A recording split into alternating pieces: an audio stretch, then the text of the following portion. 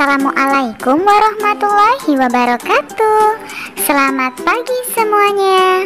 Apa kabarnya hari ini? Nah, masih semangat ya belajarnya hari ini? Sebelum belajar, marilah kita bersama-sama berdoa. Berdoa menurut agama dan kepercayaan masing-masing. Berdoa dimulai.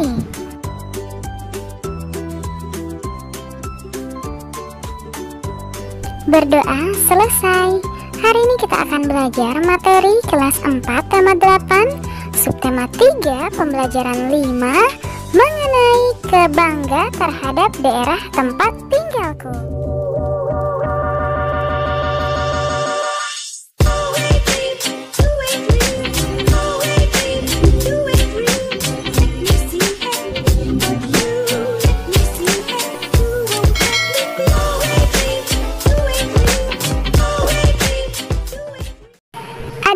Tujuan pembelajaran kita hari ini yaitu yang pertama, mengetahui keberagaman karakteristik individu. Yang kedua, mengetahui tokoh utama dan tokoh antagonis. Dan yang ketiga, membuat gambar 3 dimensi. Nah, hari ini kita masuk pada pembelajaran kelima. Pada hari jadi sekolah, Siti diadakan karnival pakaian adat. Karnaval diikuti semua warga sekolah yaitu guru dan siswa. Pakaian adat yang dikenakan berbeda-beda. Di antaranya ada pakaian adat Jawa Barat, Yogyakarta, Medan, Bali, Papua, dan Betawi. Sungguh indah keberagaman budaya bangsa Indonesia. Keberagaman budaya membuat kita semakin bangga terhadap tanah air Indonesia. Nah, lihatlah apa yang dikenakan Lani dan teman-temannya. Iya, mereka mengenakan pakaian adat dari daerah masing-masing. Siti dan teman-temannya telah menunjukkan salah satu bentuk karakteristik individu dalam kehidupan sehari-hari di lingkungan masyarakat, yaitu pakaian adat daerah. Karakteristik pakaian adat daerah masyarakat Indonesia sangat beragam. Karakteristik pakaian adat antara daerah yang satu dengan daerah yang lain berbeda-beda. Akan tetapi, perbedaan karakteristik pakaian adat daerah masyarakat Indonesia bukan penghalang masyarakat antar daerah untuk bersatu menjaga keutuhan Negara Kesatuan Republik Indonesia. Sebaliknya, karakteristik pakaian adat daerah masyarakat Indonesia dapat mempererat persatuan dan kesatuan bangsa karena pakaian adat daerah menjadi akar budaya nasional. Karakteristik pakaian adat daerah yang menjadi akar budaya nasional menjadi identitas bangsa di mata internasional. Keberagaman karakteristik pakaian adat daerah telah memperkaya khazanah budaya nasional sehingga menjadi simbol pariwisata Indonesia yang banyak menarik perhatian wisatawan asing dan domestik. Contoh simbol pariwisata yang menunjukkan keberagaman karakteristik daerah meliputi rumah adat daerah dan pakaian adat daerah yaitu TMII atau Taman Mini Indonesia Indah yang menampilkan miniatur keberagaman karakteristik rumah adat dan pakaian adat daerah di wilayah Negara Kesatuan Republik Indonesia.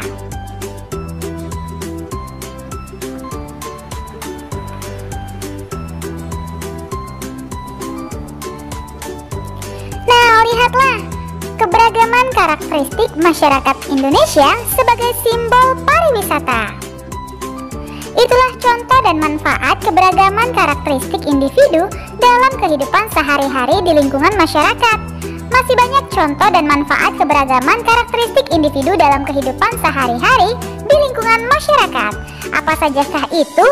Ayo mengamati. Di lingkungan masyarakat tempat tinggalmu tentu banyak keberagaman karakteristik individu. Coba kamu tuliskan ragam karakteristik individu dalam kehidupan sehari-hari di lingkungan masyarakat tempat tinggalmu. Tuliskan pula manfaat keberagaman karakteristik individu dalam kehidupan sehari-hari di lingkungan masyarakat tempat tinggalmu. Tuliskan dalam tabel berikut ini ya. Nah, keberagaman karakteristik individu di lingkungan tempat tinggal dan manfaat dari keberagaman karakteristik individu di lingkungan tempat tinggalmu. Diskusikanlah bersama orang tuamu, lalu tulislah di bukumu masing-masing.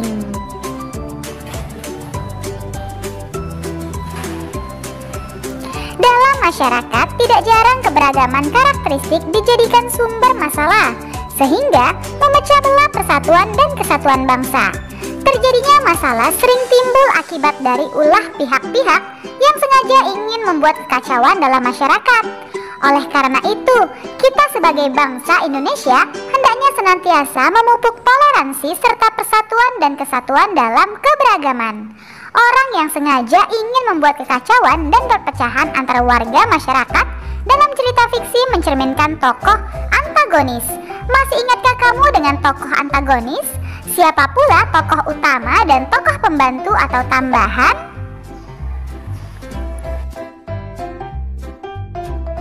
Nah, sekarang ayo berdiskusi. Jawablah pertanyaan-pertanyaan berikut ini. Jelaskan apa yang dimaksud dengan tokoh antagonis. Tokoh antagonis adalah tokoh yang memerankan sifat yang tidak baik. Biasanya menjadi penyebab timbulnya konflik atau ketegangan yang dialami tokoh protagonis. Lalu yang nomor 2, jelaskan yang dimaksud tokoh utama. Tokoh utama adalah tokoh yang memiliki peranan penting dalam suatu cerita. Tokoh utama paling banyak diceritakan, baik sebagai pelaku kejadian maupun yang dikenai kejadian. Yang ketiga, jelaskan yang dimaksud tokoh pembantu atau tambahan. Tokoh tambahan atau pembantu adalah tokoh yang memiliki peranan tidak penting dalam cerita. Nah, untuk nomor 4 dan nomor 5, silakan kalian diskusikan bersama orang tuamu ya. Lalu tulislah di bukumu masing-masing.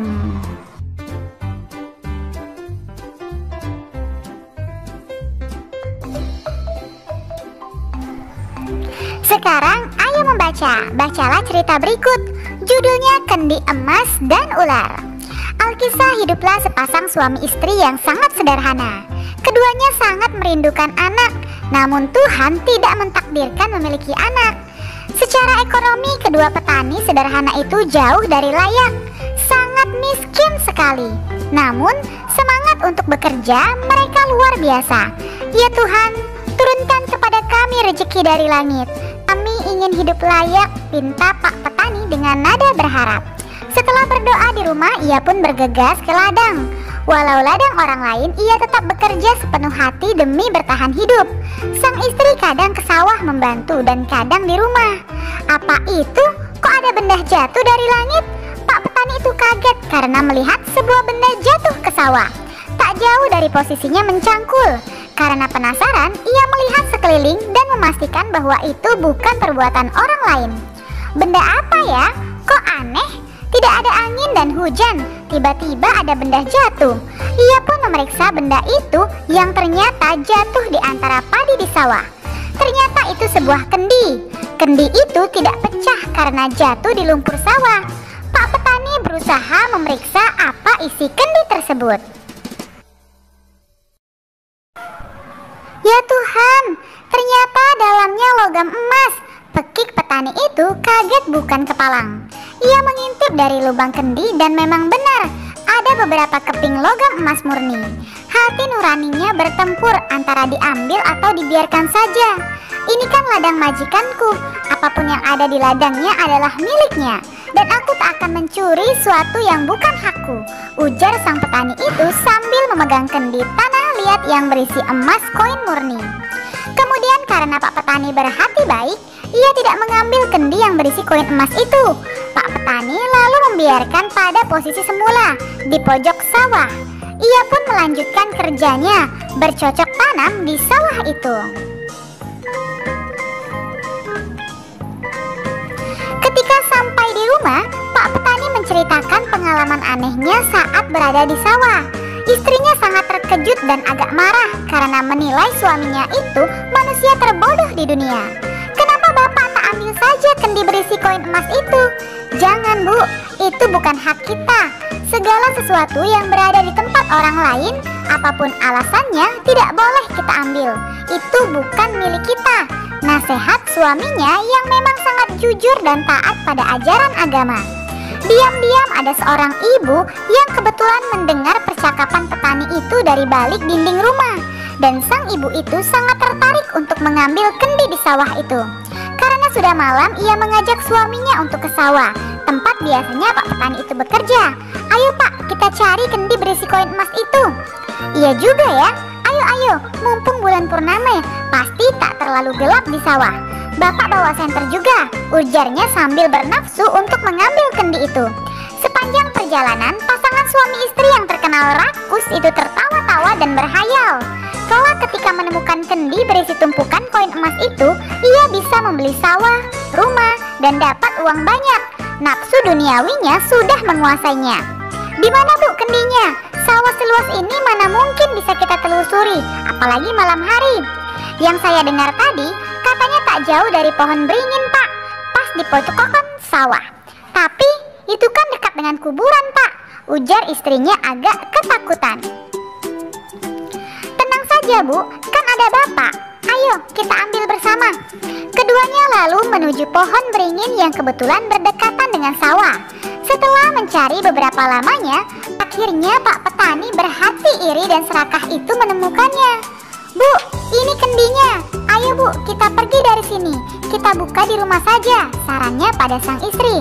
Keduanya pun bersorak-sorai kegirangan. Tak terasa sampailah ia di rumahnya. Namun malam sudah sangat larut. Karena tak sabar dan terbakar rasa penasaran, akhirnya kedua petani serakah itu membalikan kendi itu, dan apa yang keluar dari kendi itu? Hah? Kok isinya ular berbisa? Mana koin emasnya Bu? Kata sang bapak.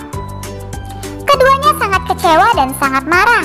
Capek-capek ke sawah dan mencuri di sana sini, akhirnya hanya menemukan kendi berisi ular berbisa. Kita dikerjain Pak sama mereka. Ayo Pak, tutup lagi kendi itu dan taruh di depan pintu mereka.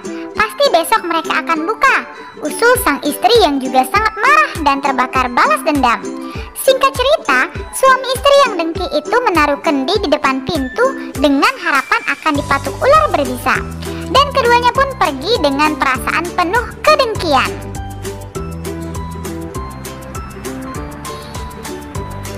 Pada pagi harinya, Pak Petani yang berhati bersih itu kaget karena menemukan kendi di depan pintu rumahnya. Karena merasa berada di rumahnya sendiri, ia pun berani mengambil dan memeriksanya. Ibu, saya menemukan kendi yang kemarin aku ceritakan itu di depan pintu rumah. Ayo kita periksa bersama. Aneh ya Pak, kok tiba-tiba saja kendi yang berada di sawah itu ada di depan rumah? Jangan-jangan malaikat yang mengantarkannya. Alangkah kagetnya kedua pasangan suami istri yang baik hati itu, karena isinya bukan hanya koin emas saja, tetapi ada beberapa berlian besar dan indah. Sejak saat itu, petani dan istrinya hidup layak namun tetap rendah hati. Nah, sekarang saya mau bertanya, siapakah tokoh utama dalam cerita kendi emas dan ular tersebut? Iya, benar sekali. Tokoh utamanya yaitu Pak Petani yang baik hati. Lalu yang nomor 2, siapakah tokoh pembantu atau tokoh tambahan dalam cerita kendi emas dan ular? Istri Pak Petani dan sepasang suami istri yang serakah.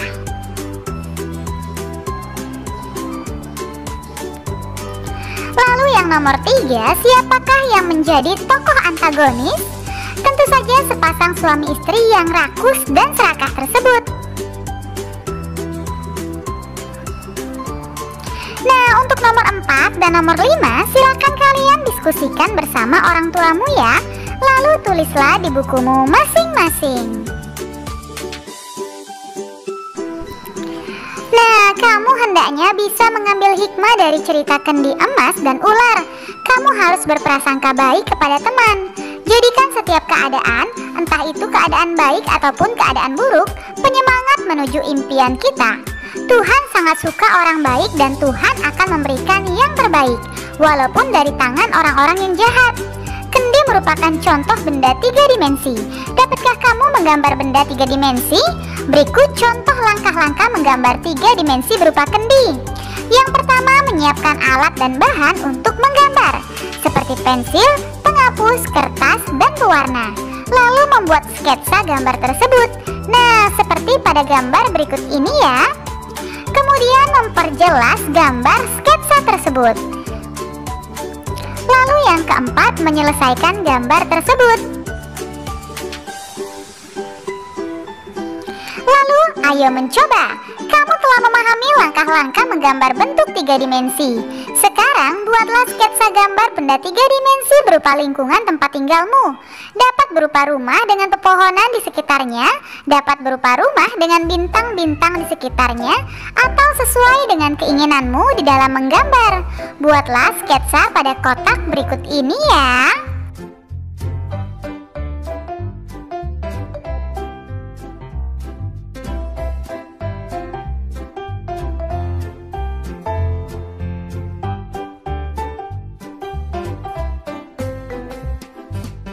Nah, sekarang ayo renungkan.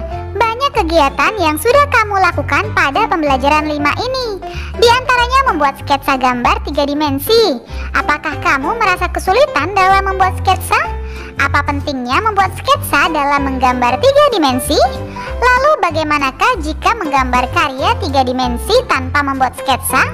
Coba kamu renungkan, lalu tuliskan hasilnya dalam kotak berikut ini ya. Hasil renunganmu.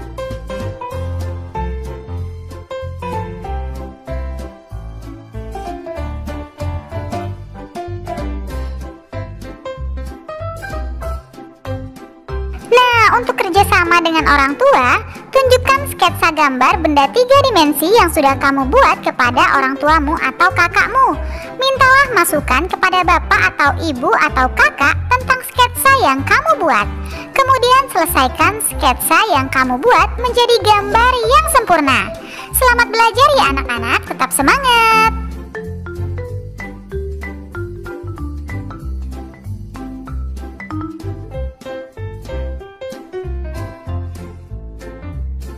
Terima kasih, kalian sudah menyelesaikan materi hari ini dengan baik. Kamu memang anak pintar. Ayah bunda, terima kasih ya sudah mendampingi Ananda hari ini. Semoga Ananda memahami materi pembelajaran hari ini dengan baik. Jangan lupa untuk membereskan perlengkapan belajar. Berterima kasihlah kepada kedua orang tua, serta berdoalah setelah belajar. Terima kasih. Sampai bertemu di materi selanjutnya. Dadah. Wassalamualaikum warahmatullahi wabarakatuh.